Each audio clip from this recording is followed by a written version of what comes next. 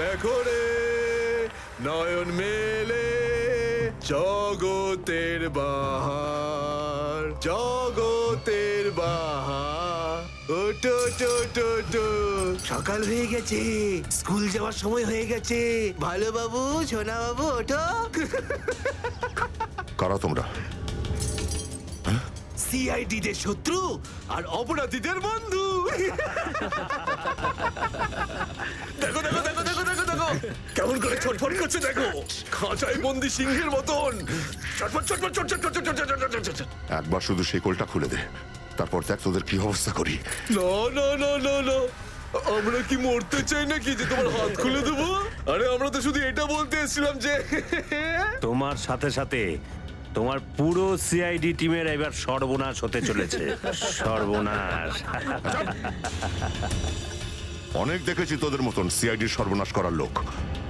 আজ তারা কোথায় আছে কেউ সেটা জানে না। তুমি আমাদের এতটা বোকা আর দুর্বল ভাবতে যেও না, কারণ আমাদের বস এত চালাক, এতটাই চালাক যে সিআইডির ছায়াও ওর কাছে পৌঁছাতে পারবে না। আমার কথা শোন, গিয়ে তোর বসকে বলে দে কাউন্ট ডাউন শুরু করে দেয় যেন ও বাঁচবে না, আর বাঁচবে না। কি ব্যাপার তোমাদের ভাই, তোমাদের এই সিআইডি অফিসারদের এই ব্যাপারটা আমার দারুণ ভালো লাগে। মৃত্যুর মুখে বসেও ডায়লগ মারতে ছাড়ো না তোমরা। দয়া, তোমার সঙ্গে দেখা করে খুব ভালো লাগলো। Good bye.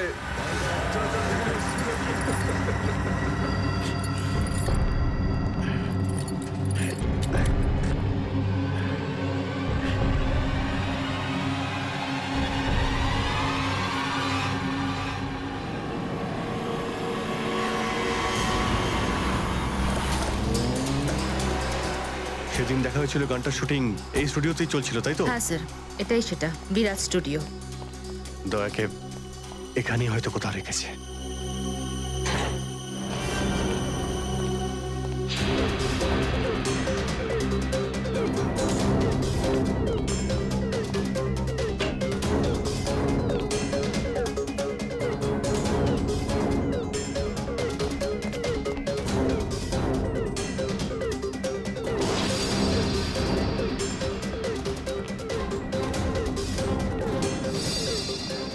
এত রক্ত? তার মানে স্যার, দয়া স্যার এখানেই ছিলেন? এই শিকল দিয়ে বেঁধে রেখেছিল আমার বন্ধু দয়াকে। একবার যদি আমি এদের পাই না। স্যার, এই চায়ের কাপটা পেলাম, চা এখনো গরম রয়েছে। চা গরম আছে, তার মানে হলো ওরা এখান থেকে বেশি দূর যায়নি।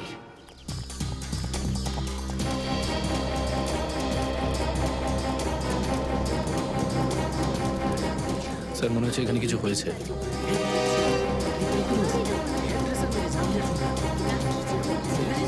সরে যান প্লিজ, সরে যান, সাইড দিন, আমরা সিআইডি থেকে এসেছি। স্যার দেখুন না, কেউ ঋতুকে খুন করে ফেলেছে। কি করে হলো এইসব?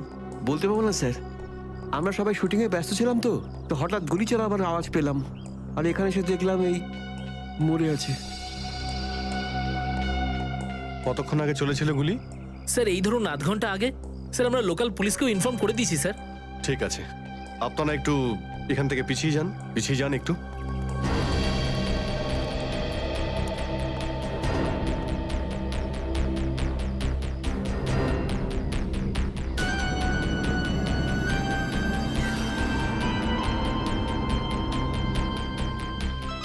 গুলি বেরিয়ে গেছে মাথা থেকে। গুলি লাগা 2 সেকেন্ডের মধ্যেই বেচারি মারা গেছে। গুলি লাগার পরেই এফোড় ওপড় হয়ে গেছে। একটু চেক করো আশেপাশে, দেখো গুলি এই ডিরেকশনে কোথাও পাও কিনা।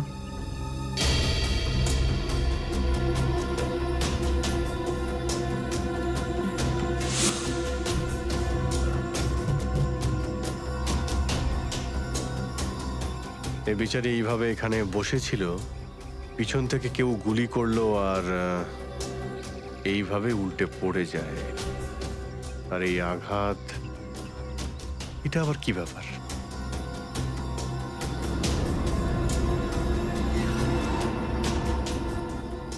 পড়েছিল মেয়েটা?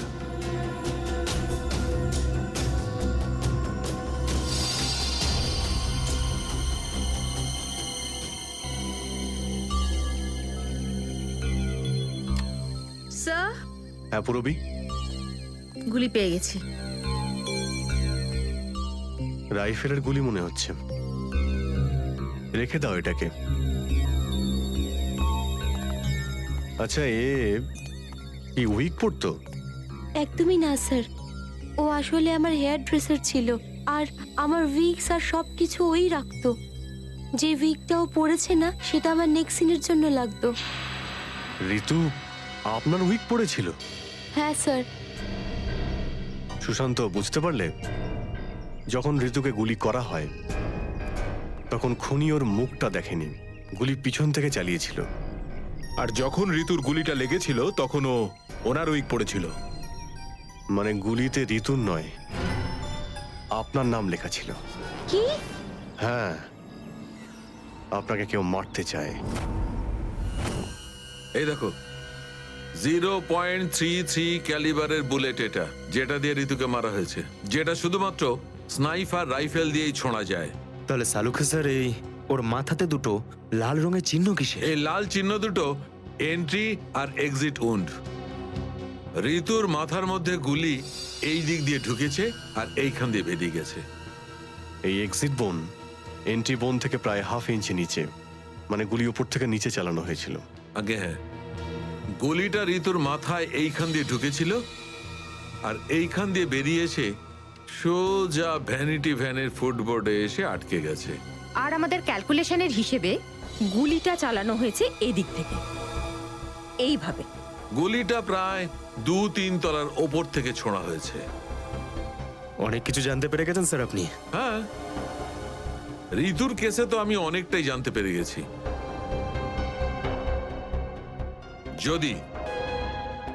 যদি আমি এইটা জানতে পারতাম যে দয়া আর আমার অন্যান্য অফিসারদের মধ্যে কি হয়েছিল, কিন্তু আফসোস, যে লোকটি এই কথাটা বলতে পারতো সে বলতেই চাইছে না। আপনি কি বলতে চাইছেন যে আমি কি বলছি না? মনে থাকলে তো বলবো। আপনি সব সময় আমার বিরুদ্ধে বাজে অভিযোগ করেন। না অভিজিৎ, সালুকে কারোর ওপর কখনো বাজে অভিযোগ করে না। ডক্টর সালুকে প্লিজ, আপনি কি প্লিজ? প্লিজ স্যার, সালুকে স্যার প্লিজ, আমরা কি এখন শুধুমাত্র ঋতুর কেসটা নিয়ে কথা বলতে পারি? ঋতুর কেসে আমি যতটা জানতে পেরেছি আমি সবটাই বলে দিয়েছি। ব্যাস, এখন আমার অপেক্ষা শুধুমাত্র একটা প্রমাণের জন্য, যা দিয়ে আমি জানতে পারবো দয়ার সঙ্গে কি ঘটেছিল। That's it. দেখলে, এই জন্য আমি তোমাকে বলেছিলাম যে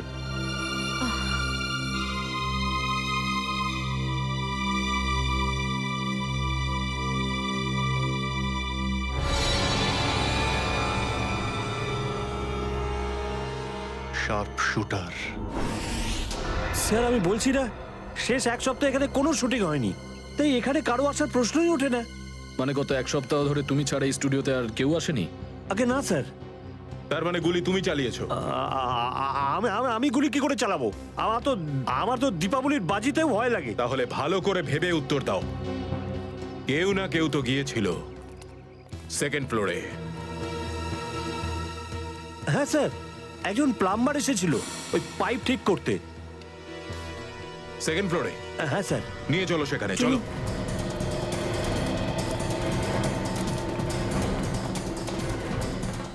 কোন দিকে? এই দিকে।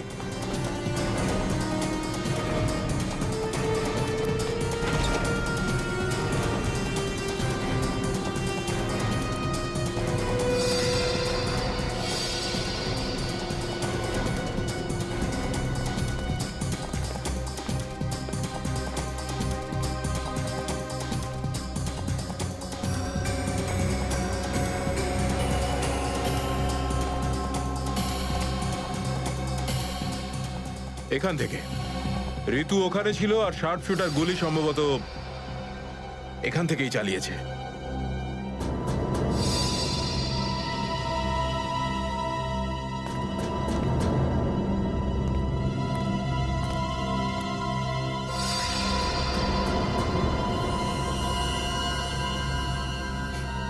স্যার স্যার লাবণ্যকে গুলি করা হয়েছিল, এই হলো ওই গুলিটার শেল। তুমি স্যার স্যার এতে আমার কোনো দোষ নেই স্যার। স্যার প্লিজ আমার বিরুদ্ধে কোনো কমপ্লেন করবেন না, আমার চাকরি চলে যাবে, প্লিজ প্লিজ। ভয় পেও না। আচ্ছা আমাকে এটা বলো, ওই প্লাম্বারের মুখটা দেখেছিলে তুমি? স্কেচ বানাতে পারবে? স্যার আসলে কি বলুন তো, আমি না চশমা ছাড়া কিছু দেখতে পাই না। আর ও যখন এসেছিল তখন আমার চশমা কোথাও হারিয়ে গিয়েছিল, আর আমি চশমাটাই খুঁজছিলাম। এই লাবণ্যর কোনো না কোনো শত্রু তো নিশ্চয়ই আছে, নইলে কেউ ওকে মারার চেষ্টা কেন করবে? এই লাবণ্য ঠিকুজি বের করেছি স্যার, ওর কারোর সাথে কোনো শত্রুতা ছিল না। হ্যাঁ স্যার, ফ্লপ হচ্ছিল ওর সব ফিল্ম। তাহলে এরকমও হতে পারে না যে অন্য কোনো অভিনেত্রী হিংসা বা ঈর্ষার কারণে ওকে মারার চেষ্টা করে থাকবে। লাবণ্য খুব বড় লোক নয় যে টাকা পয়সার জন্য ওর উপরে কেউ হামলা করবে। স্যার হতে পারে সত্যি এই গুলিটা ঋতুর উপরে চালানো হয়েছে, লাবণ্যের উপর নয়। আচ্ছা তোমরা কি ঋতুর ব্যাপারে ইনফরমেশন বের করেছো? হ্যাঁ স্যার, ঋতুরও কারোর সাথে কোনো শত্রুতা ছিল না। এমন কোনো না কোনো ব্যাপার আছে যা আমরা ঠিকমতো দেখতে পাচ্ছি না। এই লাবণ্যের যে আর্টিকেলগুলো আমরা পেয়েছি এর মধ্যে কোনো না কোনো ব্যাপার নিশ্চয়ই আমরা পাবো যার সঙ্গে কেসের কোনো না কোনো সম্পর্ক আছে। স্যার স্যার এটা 3 দিন পুরনো পেপার। এতে নিউজ আছে যে লাবণ্য জিনিসপত্র চুরি হয়েছিল ব্লু ইভ রিসর্ট থেকে। লাবণ্যের জিনিসপত্র চুরি হয়েছিল ব্লু ইভ রিসর্ট থেকে?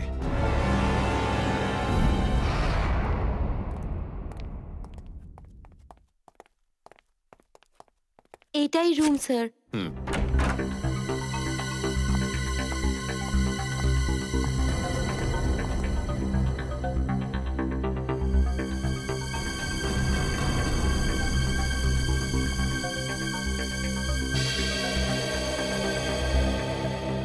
এই ঘর থেকেই আপনার জিনিসপত্র চুরি হয়েছিল?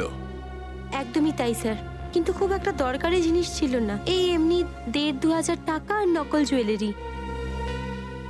আর পুলিশ কোনো সূত্র পায়নি এখান থেকে? না স্যার।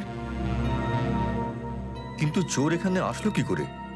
জানলা দিয়ে, এসির জায়গা দিয়ে নাকি? স্যার দরজা থেকে এসেছিল। পুলিশের কথা অনুযায়ী ও চাবির ব্যবহার করেছিল ঘরটা খুলতে। আর এই ঘরের চাবিটা কার কার কাছে ছিল? একটা আমার কাছে আর একটা এদের কাছে। ও মানে হোটেলের কোনো ভেতরের লোকের কাজও হতে পারে। ম্যাডাম আপনি এসব কি বলছেন? 15 বছর পুরনো আমাদের হোটেল। আমরা খুব সৎভাবে কাজ করে এখানে গুডউইল বানিয়েছি, আর আমাদের হোটেলের কোনো লোক এটা করতে পারে না। হয় এই কাজটা কোনো হোটেলের ভেতরের লোকই করেছে, অথবা কোনো বাইরের লোক এই চাবি চুরি করে চাবি ডুপ্লিকেট বানিয়ে নিয়েছে। আর এই দুটো সিচুয়েশনেই তোমাদের হোটেল দায়ী, বুঝলে কিছু? ছেড়ে দিন না স্যার, এই ছোটখাটো চুরির জন্য কেন ওদের ডিস্টার্ব করছেন? লাবণ্য দেবী, এই জিজ্ঞাসাবাদ আমরা আপনার জিনিসপত্রের জন্য করছি না, বরং এটা তাকে ধরার জন্য করছি যে আপনাকে মারতে চাইছে। কারণ আমাদের মনে হয় যে এই চুরির সম্পর্কের সাথে আপনার উপর প্রাণঘাতী হামলার সাথে থেকে থাকতে পারে। সেই কারণে একটু ঠিক করে মনে করে বলুন, আর কোনো বিশেষ জিনিস বা কোনো দামি জিনিস যেটা চুরি হয়েছে? হ্যাঁ, আমার তো না, কিন্তু আমার হেয়ার ড্রেসার ঋতুর জিনিস চুরি হয়েছিল। আর তারপর ওর হঠাৎ করে মুড অফ হয়ে গেছিল আর ও খুব কাঁদছিল। এমন কি জিনিস চুরি হয়েছিল ওর? একটা অদ্ভুত শোপিস ছিল। শোপিস? হ্যাঁ, আমিও অবাক হয়েছিলাম ভেবে যে একটা শোপিসের জন্য এত ভেঙে পড়ার কি আছে। আর আমি ওকে বলেও ছিলাম যে আমি ওকে একটা নতুন শোপিস এনে দেবো, কিন্তু হয়তো ওই শোপিসটা ওর জন্য খুব দামি ছিল। খুব দামি শোপিস ছিল? না না, ওই ট্রিপোলিয়াম বাজারে যে চাইনিজ শোপিসের দোকানগুলো আছে না, সেখান থেকেই নিয়েছিল। ওই হবে 700-800 টাকার মতো। ত্রিপোলিয়া বাজারে চাইনিজ জিনিসপত্রের দোকান?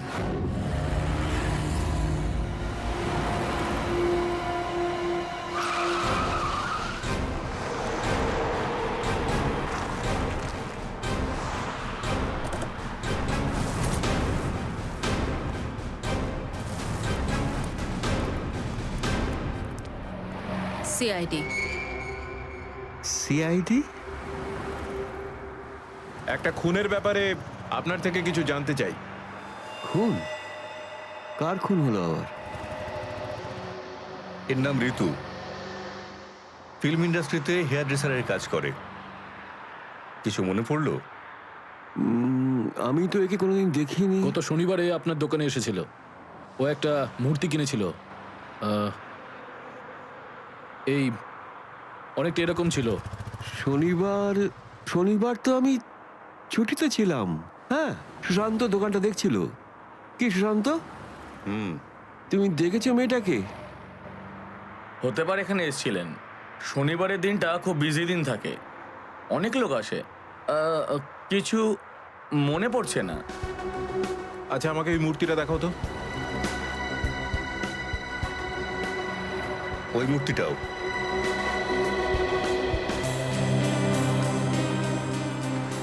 এরকম আর কটা পিস আছে আপনার দোকানে? এই 15-20টা হবে। কি সুশান্ত? হ্যাঁ,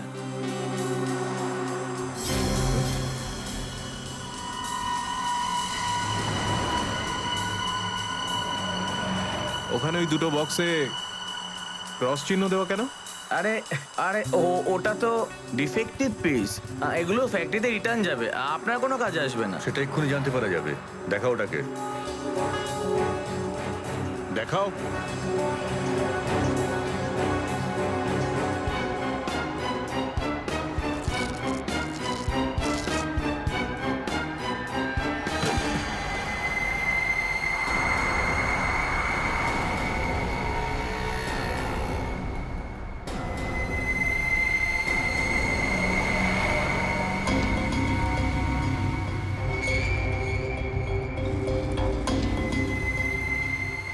তো এসব ড্রাগসের ব্যাপার।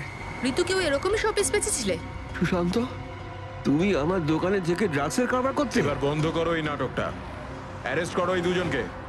আসুন, পরে দেখছি।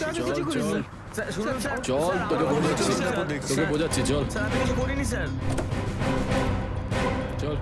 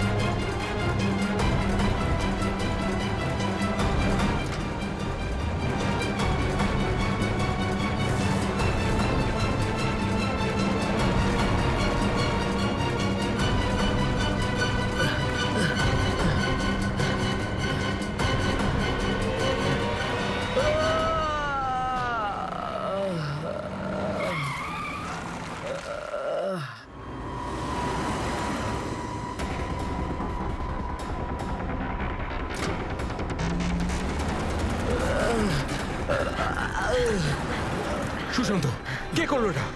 বলো সুশান্ত, উত্তর দাও। হ্যাঁ বলো, বলো সুশান্ত, কে করলো এটা? সুশান্ত,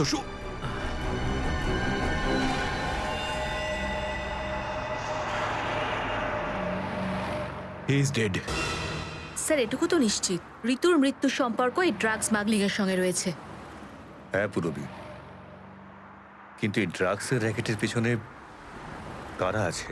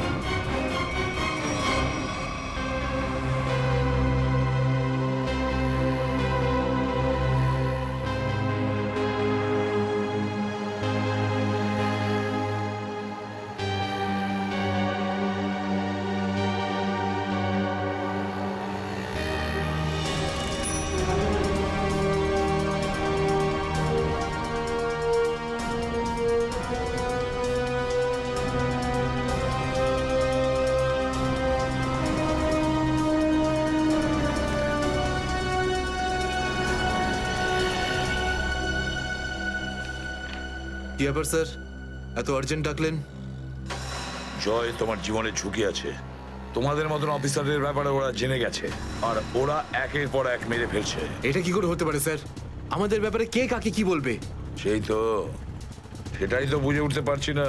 সেটারই তো খোঁজ নিতে হবে। তুমি একটা কাজ করো, এটার মধ্যে ভোপাল যাওয়ার টিকিট আর 10,000 টাকা রয়েছে। তাড়াতাড়ি এখান থেকে চলে যাও। যাও, তাড়াতাড়ি বেরিয়ে পড়ো। জয়, জয়, কি হয়েছে? জয়,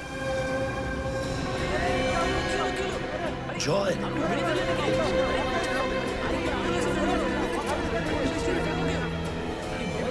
মাই গড,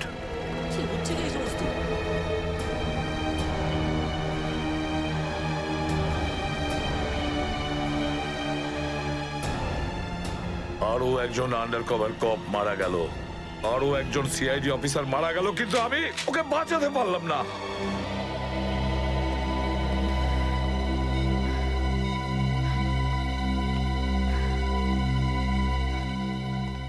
দয়া স্যারের ফোনটা কেন লাগছে না? শ্রেয়া, দয়া স্যারও ঠিক ফিরে আসবেন যেরকম অভিজিৎ স্যার এসেছেন। স্যার কিভাবে ফিরে আসবেন? আমরা তো এটাও জানি না যে দয়া স্যার কোথায় আছেন। স্যার, নাইবা দয়া স্যারের খোঁজ পাওয়া যাচ্ছে, নাইবা এসিপি স্যারের। শ্রেয়া, ওনারা সিআইডি অফিসার, এরকম অনেক সমস্যার সম্মুখীন হয়েছেন। যেখানেই থাকুক না কেন, নিশ্চয়ই ভালো থাকবেন ওনারা। স্যার, আপনি এমনটা কিভাবে বলতে পারেন? আপনি রক্ত দেখেছিলেন তো? কতটা রক্ত পড়েছিল বলুন তো ওখানে? আর ওই গুলিটা, যে গুলিটা দয়া স্যারের শরীর থেকে বেরিয়েছিল। হ্যাঁ শ্রেয়া, আমি সবকিছু দেখেছি, কিন্তু তার মানে এটা তো নয় যে সিআইডি অফিসাররা মারা যান না। স্যার, হ্যাঁ স্যার, আপনি ঠিক আছেন তো? স্যার, কাল থেকে আপনাকে ফোনে পাচ্ছিলাম না। হ্যাঁ, আমি একটা জরুরি কাজে ব্যস্ত ছিলাম।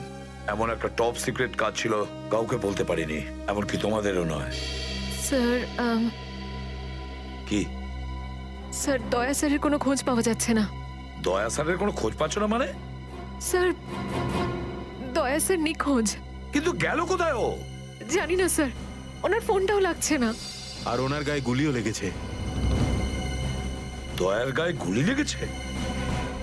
এক মিনিট, এই ব্যাপারটা তোমরা জানলে কি করে? স্যার, সালুকে স্যার বলছিলেন যে দয়া স্যারের বডি থেকে একটা ডক্টর গুলি বের করেছেন আর চুপ করে নিয়ে এসে ওনাকে দিয়েছেন। দয়ার বডি থেকে গুলি বের করে সেটা শালুকে পাঠানো হয়েছে? অভিজিৎ, অভিজিৎ কোথায়? স্যার, অভিজিৎ স্যারও নিখোঁজ ছিলেন, 3 ঘন্টা আগেই ফিরে এসেছেন। আর তার থেকে বড় কথা স্যার, অভিজিৎ স্যারের প্যান্টে দয়া স্যারের রক্ত লেগেছিল। অভিজিৎ নিখোঁজ? 3 ঘন্টা আগে ও ফিরে এসেছিল, আর ওর প্যান্টের ওপর দয়ার রক্ত লেগে আছে? আর ওনার কিছুই মনে নেই স্যার। আর ওর কিছু মনে নেই? সেই একই ব্যাপার, সেই একই ব্যাপার। অভিজিৎ যখনই কোনো মুশকিলে পড়ে, ওর স্মৃতিশক্তি লোপ পেয়ে যায়। এসব কি হচ্ছে সিআইডির মধ্যে? আমাদের তিনজন আন্ডার কভার অফিসার মারা গেছে। ওই অফিসারদের ব্যাপারে আমি ছাড়া আর কেউ কিচ্ছু জানতো না, কিন্তু ওদের নাম বাইরে ফ্ল্যাশ হয়ে গেছে। কিভাবে? স্যার, এই কথাটা যদি শুধু আপনি জানতেন তাহলে। সেটাই তো বলছি আমি সচিন, সেটাই তো বুঝে উঠতে পারছি না। এসব কি করে হলো, কিভাবে হলো? এটার একটাই মানে দাঁড়ায় সচিন, আমাদের মধ্যেই কেউ একজন আছে যে আমাদের সঙ্গে বেইমানি করছে, আমাদের সাথে বেইমানি করছে। একজন বেইমান আছে। আর স্যার, একটা কথা আরো, একজন হেয়ার ড্রেসার খুন হয়ে গেছে স্যার। Hair dresser? হ্যাঁ স্যার, শুটিং চলাকালীন ওকে খুন করা হয়েছে। স্যার, মনে হচ্ছে এই খুনটা ড্রাগসের কারণে হয়েছে। আর স্যার, তদন্ত করতে করতে একটা লোক পর্যন্ত পৌঁছেছি, কিন্তু শেষে ও মারা যায়। আর স্যার, ওর পকেট থেকে আমরা এই কাগজটা পেয়েছি। স্যার, এটার উপরে কিছু নাম্বার লেখা রয়েছে। 185637245 183567235। আমার মনে হয় সচিন, এটা কোনো টেলিফোন বা মোবাইলের নাম্বার নয়। এই নাম্বারটা অন্য কিছু, এই নাম্বারটা অন্য কিছুরই হবে। কিন্তু কি, কিসের নাম্বার হতে পারে এটা? আরে, এরা তো সব তোমার সঙ্গেই আছে। তোমার অফিসাররা তো তোমাকে খুঁজে খুঁজে হয়রান হয়ে গেল। আমি কোথায় গিয়েছিলাম ওরা জানে। এবার তুমি বলো, এমন কোন কথা আছে যেটা ফোনে বলতে পারোনি? প্রদ্যুমন, এই কথাটা আমরা দুজন আলাদা বলতে পারি না? কেন? এমন কি কথা আছে যে এদের সামনে তুমি বলতে পারছো না? বলতে পারি, কিন্তু ভয় পাচ্ছি। ভয় পাচ্ছি যে যে লোকটাকে এরা হিরো মনে করে, যারা তার মতো হতে চেষ্টা করে, স্বপ্ন দেখে, যাতে ও নিজে এই লোকেদের দৃষ্টিতে পড়ে না যায়। এসব ঘুরিয়ে ফিরিয়ে কথা বন্ধ করো সালুকে।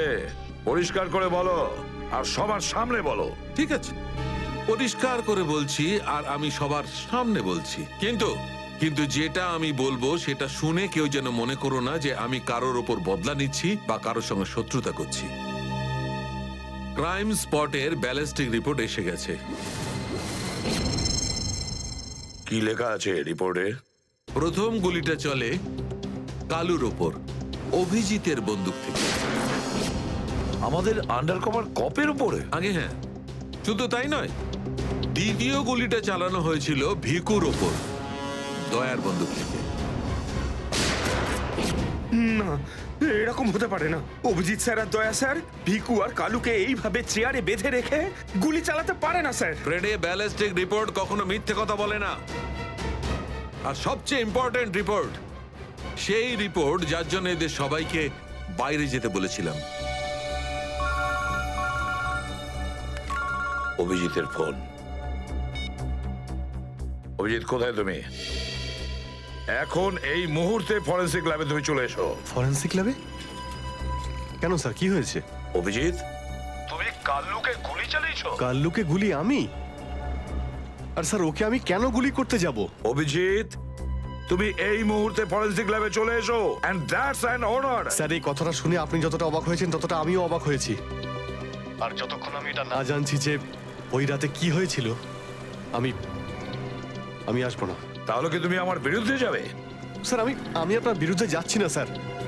আমি সেটাই করছি যেটা আপনি আমাদের শিখিয়েছিলেন, সিআইডি ডিউটি স্যার। অভিজিৎ, ও না করে দিল। আপনার অনেস্ট, ব্রিলিয়েন্ট, ইন্টেলিজেন্ট অফিসার আপনার অর্ডার ক্যারি আউট করতে না করে দিল এসিপি সাহেব। আমি জানতাম প্রদ্যুমন, এই অভিজিৎ একদিন না একদিন পুরো সিআইডি টিমের জন্য সেই মাছি প্রমাণিত হবে যে সমস্ত পুকুরটাকে নষ্ট করে দেয়। এই অভিজিতের কারণে আমাদের পুরো সিআইডি টিমের বদনাম হয়ে যাচ্ছে। কলঙ্ক একটা। এই অভিজিৎ সিআইডি টিমের একটা বড় বোঝা, একটা কলঙ্ক। অনেক হয়েছে স্যার, বন্ধ করুন এসব। আর কি উল্টোপাল্টা বলবেন ওর নামে? আমি বন্ধ করব? আমি তো বন্ধ করে দেবো সারিকা, কিন্তু এই রিপোর্ট, এইটার কি করবে? এইটা চুপ করে থাকবে না সারিকা, এইটা সত্যি কথা বলবে বস। জানো এই রিপোর্টে কি আছে? কি আছে ওই রিপোর্টে? দয়ার উপর গুলি কে চালিয়েছে? কে মেরেছে সালুকে? কে করেছে গুলিটা? প্রদ্যুমন, দয়ার উপর গুলি তোমার honest, brilliant, intelligent officer Abhijit চালিয়েছে। কি? দয়া অভিজিতের গুলির শিকার হয়েছে প্রদ্যুমন। অভিজিৎ গুলি চালিয়েছে দয়ার ওপর। অভিজিৎ? অভিজিৎ দয়াকে গুলি করেছে?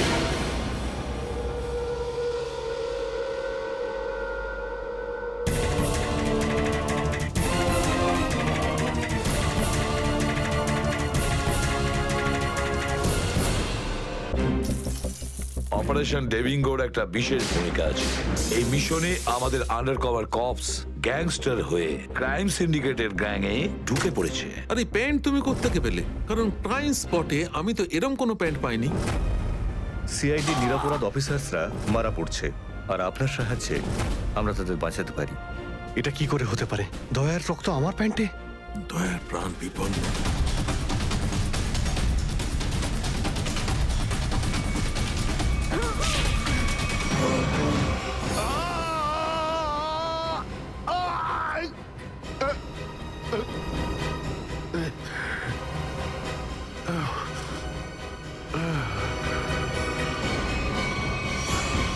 স্যার, শহরে যত টোল প্লাজা রয়েছে সব জায়গায় খোঁজ নিয়েছি। না তো এসিপি স্যারের খোঁজ পেয়েছি, আর না তো দয়া স্যারের। এসিপির খবর তো পাওয়া যায়নি, কিন্তু দয়ার খবর পাওয়া গেছে। জানতে পারা গেছে কোথায় ও? আগে কয়েকটা গুন্ডা ওকে উঠিয়ে নিয়ে কোথাও একটা বন্দি করে রেখেছে। ওর অবস্থা ভীষণই খারাপ। ইনি ডক্টর প্রমোদ। নমস্কার। গুন্ডারা জোর করে তুলে নিয়ে গেছিল। অ্যাকচুয়ালি দয়ার পিঠে গুলি লেগেছিল, যেটা গুন্ডারা এনাকে দিয়ে বার করিয়েছে। কি দয়া স্যারের গুলি লেগেছে? হ্যাঁ। এখন দয়া কেমন আছে? ও বিপদমুক্ত তো? কিছু বলতে পারবো না। আমি তো গুলিটা তো বের করেছি, কিন্তু ওখানকার পরিবেশ যেরকম কোনো রোগীর জন্য একদমই ভালো না। আপনার তো কিছু নিশ্চয়ই মনে আছে ডাক্তারবাবু। কোথায় গুন্ডাদের এই আটাটা? ওরা আমার চোখ দুটো বেঁধে দিয়েছিল, তাই আমি বলতে পারবো না কোথায় আছে। ওখানে গিয়ে তো কাপড় খুলে দিয়েছিল। ওখানে ওদের নিশ্চয়ই দেখেছেন। ওদের মুখটা মনে আছে আপনার? হ্যাঁ, দেখলে চিনতে পারবো। Very good. পঙ্কজ, স্কেচ আর্টিস্টকে ডাকো এক্ষুনি।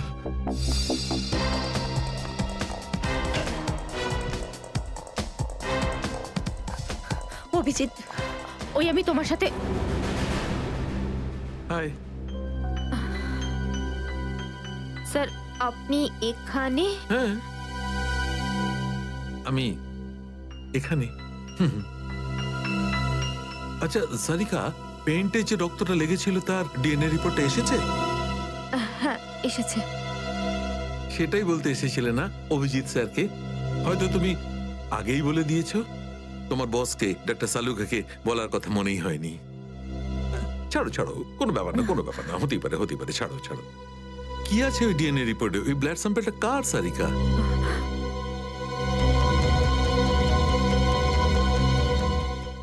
দয়া স্যারের।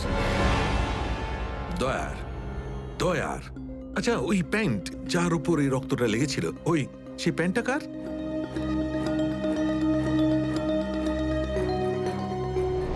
এটা কি করে হতে পারে? দয়ার রক্ত আমার প্যান্টে? অভিজিতের। এত দূর যখন চলেই এসেছো, তোমাকে কি এমনি এমনি চলে যেতে দেবো আমি? বাহ রে বাহ, একেই বলে গঙ্গা জলে গঙ্গা পুজো করা। কেতন, খুব জল তেষ্টা পেয়েছে, ডাবের জল খাই না, চলো না। দাঁড়া আসছি। কেতন, আরে না না না, কেন? ছাড়ো। চলো না প্লিজ।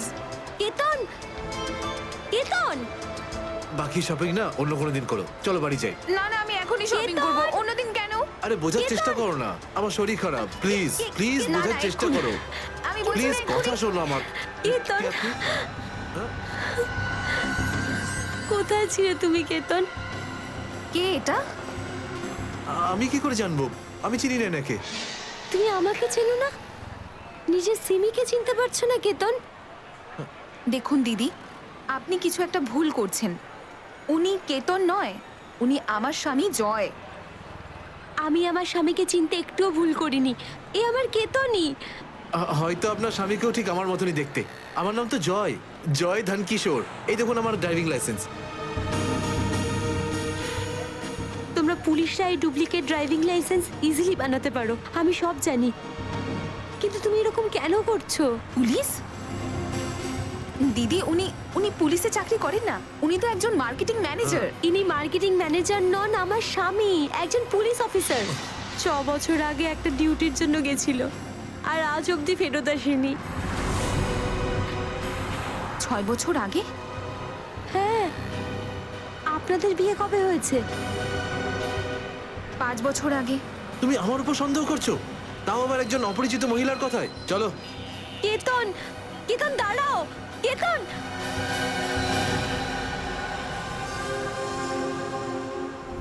অভিজিতের প্যান্টের উপর দয়ার রক্ত। 3বার টেস্ট করিয়েছি, কিন্তু ফলাফল ওই। আর সেই কারণে তুমি প্যান্টটা চুপচাপ সারিকাকে দিয়ে দিয়েছিলে, কারণ তুমি জানতে ওই প্যান্টে দয়ার রক্ত লেগে আছে। যদি আমি জানতাম যে আমার প্যান্টে দয়ার রক্ত লেগে আছে, তাহলে সেটা আমি টেস্ট করার জন্য কেন দেব?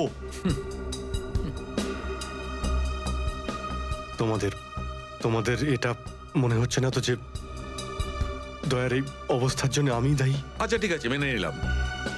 যদি তোমার কোনো দায় না থাকে, তাহলে চুপচাপ তুমি সারিকাকে প্যান্টটা কেন দিলে? ওই প্যান্টটা তুমি ডাইরেক্ট আমাকেও দিতে পারতে। দিতে পারতাম স্যার, কিন্তু সব সময় আপনি আমার বিরুদ্ধে কথা বলেন। আমাকে ছোট করার কোনো সুযোগই আপনি ছাড়েন না। এই জন্যই প্যান্টটা আমি আপনাকে দিইনি।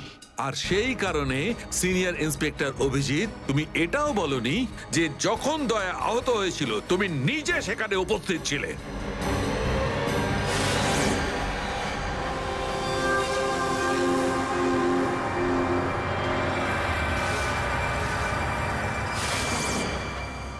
বলে দিতাম। যদি আমার মনে থাকতো। আমার আমার এখনো কিছু মনে নেই যে ওই রাতে কি হয়েছিল। আপনার মনেই নেই যে ওই রাতে কি হয়েছিল? ডক্টর সালুকে, আমরা অভিজিৎ স্যার আর দয়া স্যারের বন্ধুত্বের উদাহরণ দিই, আর আপনি ওনাদের উপর এরকম অপবাদ দিচ্ছেন? হ্যাঁ স্যার, অভিজিৎ স্যার নিজের জীবন দিয়ে দেবেন, কিন্তু দয়া স্যারের উপর একটা আঁচল লাগতে দেবেন না। ও আচ্ছা, চলো ঠিক আছে, মেনে নিচ্ছি। আমি আমার সমস্ত কথা ফিরিয়ে নিচ্ছি। I am sorry. আমি মেনে নিচ্ছি যে দয়া আজকে যে অবস্থায় আছে তার দায় অভিজিতের নয়, কিন্তু এই কথাটা আমি কিছুতেই মানবো না যে দয়া যখন আহত হয়েছিল তখন অভিজিৎ ওখানে ছিল আর ওর কিছুই মনে নেই। কিছু একটা ঘটনা অভিজিতের মাথায় নিশ্চয়ই ঢুকে গেছে, কিছু তো আছে। ইটস ইম্পসিবল, কিচ্ছু মনে নেই। ডক্টর সালুকে, আপনি আমার কাটা ঘায়ে আর নুন ছেটাবেন না। আপনি খুব ভালো মতোই জানেন যে আমার স্মৃতিশক্তি। জানি অভিজিৎ, আমাকে মনে করিয়ে দেওয়ার চেষ্টা করো না। আমি ভালো করে জানি অভিজিৎ, যখন যখন সিনিয়র ইন্সপেক্টর অভিজিৎ কোনো প্রবলেমের মধ্যে পড়ে তখন ওর কাছে একটা মস্ত বড় হাতিয়ার আছে, ওর স্মৃতিশক্তি। প্লিজ সালুকে স্যার, আপনি অভিজিতের integrity hold on doctor Sarika. ইন্টিগ্রিটির পাঠ তুমি আমাকে পড়াতে এসো না। তুমি সিআইডির সবচেয়ে বড় নিয়ম ভেঙেছো, আমাদের কাছ থেকে এইরকম একটা বড় প্রমাণ লুকানোর। আন্ডারস্ট্যান্ড? ইন্টিগ্রিটি। স্যার, ওই দিন রাতের এমন কোনো কথা যেটা আপনার মনে আছে? যাই হোক,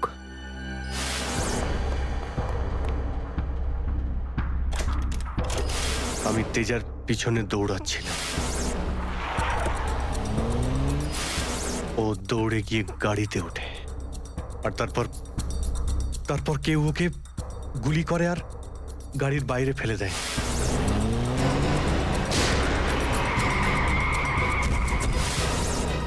যখন আমি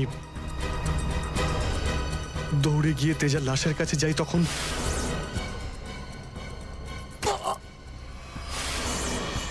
কেউ আমার ঘাড়ের কাছে কিছু একটা সূচের মতো।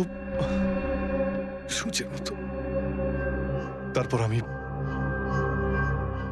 অজ্ঞান হয়ে যাই। আর তার পরের দিন যখন আমার চোখ খোলে তখন আমি দেখলাম যে আমি রাস্তার পাশে পড়ে আছি। তার মধ্যে কি হয়েছে আমার কিচ্ছু মনে নেই। ঠিক আছে, কোনো ব্যাপার নয়। ওই রাতে এক্স্যাক্টলি কি হয়েছিল সেটা জানা যাবে এই গুলিটার মারফত। এটা সেই গুলিটা যেটা দয়ার পিঠ থেকে বার করেছিলেন ডক্টর প্রমোদ। আর এই গুলিটার ব্যালিস্টিক রিপোর্ট থেকেই বার করা যাবে যে আসলে এই গুলিটা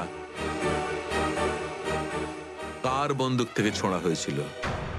Sarika, come with me. Doctor Pramod, এক মিনিট। আপনি স্কেচ বানাতে হেল্প করবেন, আর আমি আপনাকে কয়েকটা প্রশ্ন করতে চাই। হ্যাঁ, জিজ্ঞাসা করুন। ডক্টর প্রমোদ, আপনাকে ওই গুন্ডারা কোথা থেকে কিডন্যাপ করেছিল? প্রতাপনগর থেকে। আর তারপর আপনার চোখে কাপড় বেঁধে দেয়? আগে ওর পরে গাড়িতে বসে ওদের আড্ডায় নিয়ে যায়। আড্ডায়? আচ্ছা, আড্ডাতে পৌঁছাতে আপনার কতক্ষণ লেগেছিল মনে আছে? 40-45 মিনিট। 40-45 মিনিট। এটা ঠিক কটার সময়? রাত তখন এই 10:30টার মতন। রাত 10:30টা? ওই সময় তো প্রতাপনগরে খুব একটা ট্রাফিক থাকে না, রাস্তা ফাঁকাও থাকে। শ্রেয়া, শহরের ম্যাপটা নিয়ে এসো, আর সেই সব জায়গা লিস্ট বানাও যেখানে প্রতাপনগর থেকে যেতে 45 মিনিট সময় লাগে। শ্রেয়া, কি হলো? শহরের ম্যাপটা নিয়ে এসো তাড়াতাড়ি। সরি স্যার, আমার শরীরটা ভালো লাগছে না, এক্সকিউজ মি।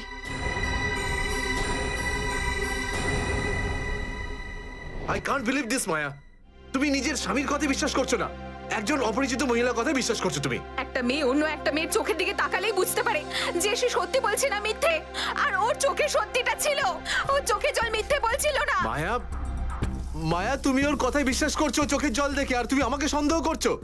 সত্যিটা বলো, বলো সত্যি করে যে কতগুলো বউ আছে তোমার, বলো আমাকে জয়। আরে আমি তো একটা সামলাতে পারছি না, আবার অন্য কোথায় আনবো? সে তো তোমার কপাল ভালো যে মার্কেটে আজ তোমার সত্যিটা জানতে পারলাম। না হলে সারা মায়া? জীবন আমি এটাই ভেবে যেতাম যে তুমি আমাকে ভালোবাসো। হ্যাঁ মায়া, এটা সত্যি যে আমি শুধুমাত্র তোমাকেই ভালোবাসি মায়া। তাহলে বলছো না কেন নিজের ব্যাপারে সত্যিটা? নিজের অতীতের ব্যাপারে কেন বলো না আমাকে কিছু? মায়া, তুমি তো সব জানো আমার সম্পর্কে, যে আমার কেউ নেই কোনোদিন। আর তুমি ছাড়া আমার কে আছে বলো? আর তোমার কাজ? তুমি পুলিশে আছো নাকি মার্কেটিং ম্যানেজার? মার্কেটিং মায়া। সব মিথ্যে। আমি তোমার অফিসে যেতে চাই। আমি কিছু জানি না, আমি তোমার অফিসে যেতে চাই। ঠিক আছে, অফিস যেতে চাও? আমি সামনের সপ্তাহে তোমাকে আমার অফিসে নিয়ে যাবো। খুশি? কেন? পরের সপ্তাহে কেন? হ্যাঁ, কালকে কেন নয়? হ্যাঁ, বরং আমি তো বলবো যে কাল নয়, আজই যেতে চাই আমি তোমার মায়া অফিসে। মায়া মায়া, সন্দেহের একটা লিমিট থাকে মায়া।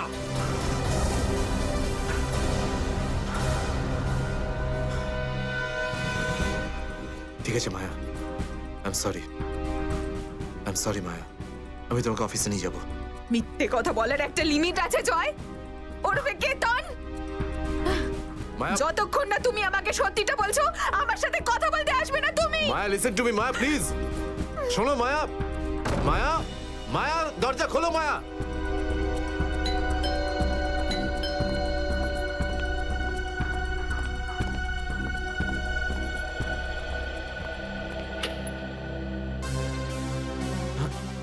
আপনি?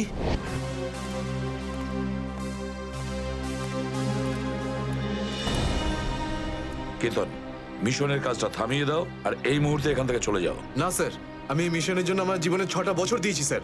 স্যার প্লিজ স্যার, আপনি মিশনটা আটকাতে পারেন না স্যার। আমি এই মিশনটা কমপ্লিট করা খুব তুমি কাছাকাছি। বুঝতে পারছো না কেন কেতন? তোমার জীবন কতটা বিপন্ন তুমি জানো? আর তাছাড়া আমি অন্যান্য অফিসারদের এইভাবে মরে যেতে দেবো না। 4টের সময় গুলমা বাস স্ট্যান্ডে অপেক্ষা করবে। That's an order. Sir sir please sir, sir please. Sir সব মিলিয়ে 4টে এমন জায়গা রয়েছে যেটা প্রতাপনগর থেকে 45 মিনিটের দূরত্বে রয়েছে। এটা হচ্ছে ভিকে রোড, যেখানে কল সেন্টার্স আর অফিসগুলো রয়েছে। এটা সেই জায়গাটা হতে পারে না। আর এই পশ্চিমে শ্যামনগর স্যার, এখানে বেশিরভাগ সব ফ্ল্যাট স্যার। ডক্টর প্রমোদ, আপনার ঠিক মনে আছে যেখানে আপনাকে নিয়ে গেছিল সেই জায়গাটা বাংলো বা ফ্ল্যাট ছিল না? হ্যাঁ, পুরনো কোনো এলাকায়। এখন তাহলে বাকি রইল সাউথ আর ইস্ট। এই সাউথের দিকে চিত্রকূটনগর আর ইস্টে বিদ্যাধরনগর। চিত্রকূটনগরে তো অনেক দোকান রয়েছে, আর বিদ্যাধরনগর এখানে তো অনেক স্টুডিও রয়েছে। ফিল্মের শুটিং হয় এখানে। আরে শ্রেয়া, আচ্ছা এখন তোমার শরীর কেমন আছে? আমি ঠিক আছি স্যার, থ্যাংক ইউ। শ্রেয়া, চাইলে তুমি বাড়ি গিয়ে বিশ্রাম নিতে পারো। ততক্ষণ আমরা এসব খোঁজ নিচ্ছি। না স্যার, যতক্ষণ দয়া স্যার আর এসিপি স্যারের খোঁজ পাওয়া যাচ্ছে না, আমার শান্তি হবে না। ওকে, ঠিক আছে। মানে দয়া হয় বিদ্যাধরনগরে, না হলে চিত্রকূটনগরে আছে। ডক্টর প্রমোদ আপনাকে যেখানে নিয়ে গেছিল, আশপাশ থেকে সেখানে কি কোনো শব্দ আসছিল? আপনি কিছু শুনেছিলেন ওখানে? হ্যাঁ, একটা গান বারবার শোনা যাচ্ছিল। মানে বলতে চাই, প্রত্যেক আধ ঘন্টা পর ওই গানটাই শুনছিলাম। তার মানে আশেপাশে কোথাও ফিল্মের শুটিং চলছিল। মানে বিদ্যাধরনগর। বিদ্যাধরনগর, কারেক্ট। ফিল্মের সব স্টুডিও ওখানেই আছে। এটা খোঁজ নাও যে বিদ্যাধরনগরে কোন স্টুডিও আছে যেখানে এই গানটার শুটিং চলছিল।